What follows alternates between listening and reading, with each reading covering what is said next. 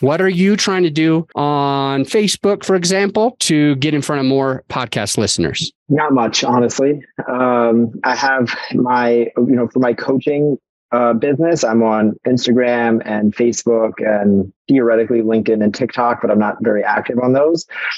So I'm talking about similar topics, right? Because my coaching and my podcast are one and the same. The things that I talk about on social media are just the topics that I also talk about on my podcast.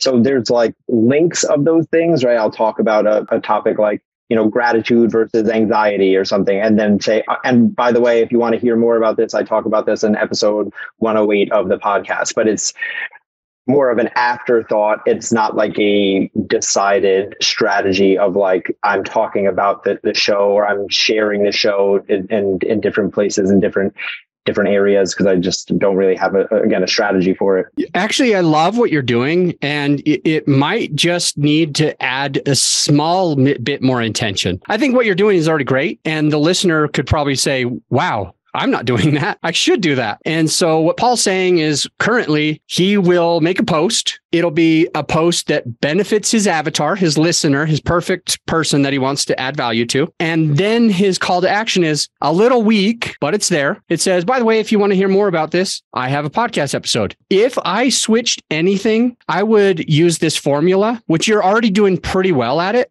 I'm going to just share with you hook, story, offer. And I want the story and the offer to be tied into your podcast as well. And the way that I would do it is I would give that value. I would jump in and I would say something like, what was the example that you just mentioned? Anxiety, was it? Anxiety and gratitude. And gratitude. So I would say something profound like this, or use a statistic. Mm-hmm. Say something like completely off the wall, something nobody would ever expect. I'm quitting my job. I'm done doing what I'm doing. I'm no longer going to have my business. I'm going to cancel my podcast. 73% of people experience anxiety. 97.5% people experience anxiety. And it's been proven that those people, those 97%, are making a tenth of the income they could if they switch to gratitude. Something like that. I don't even know if any of this is true. I'm just like throwing stuff out there that is a hook. So you could say something like, you're losing money because you don't have enough gratitude. And people are like, wait, what? I'm losing money? Because it's fear of missing out, right? These are psychological things that help us be drawn to, incite curiosity, make us want to know what is the rest of that post. So you do that just like you probably are now. You're probably doing really well with stuff like this. And then the next thing is in the story, I want the story to have a lot to do with the podcast. So then you go in.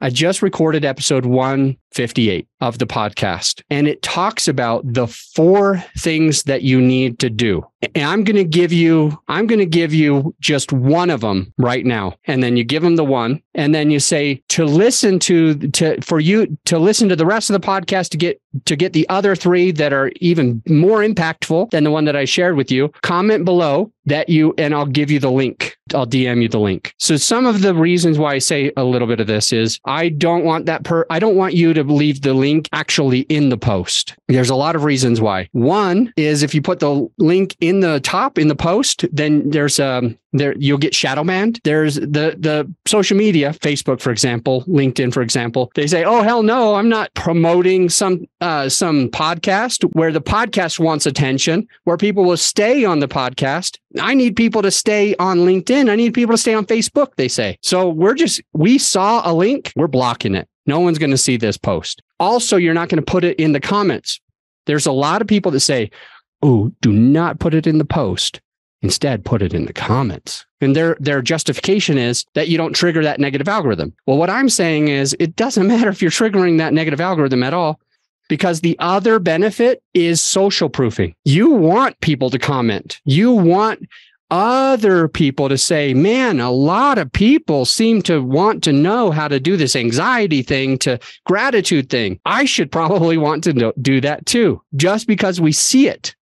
that a lot of people are commenting, we're going to comment also. Third reason, you'll trigger a positive algorithm within the social media platform by not having it in the post, not having it in the comments, but making people actually engage is going to trigger an algorithm where social says, wow, a lot of people engage on Paul's post. And there's this other person's post that's not engaging that posted at the same time. So we'll go ahead and squash that person's post and we'll put Paul's in front of more of his friends. Instead of 10 of his friends, let's try to put it in 30 of his friends and see what happens. Oh, more people are commenting, engaging. They like this post. They're staying on Facebook. Paul's helping us on Facebook make more money because our investors, our advertisers are doing better. I'm going to keep putting in front. Now it's in front of 100 of your friends and it's working again. Now it's in 200 of your friends. And so instead of 10 of your friends even seeing a post, now 200 or 300 of your friends see the post.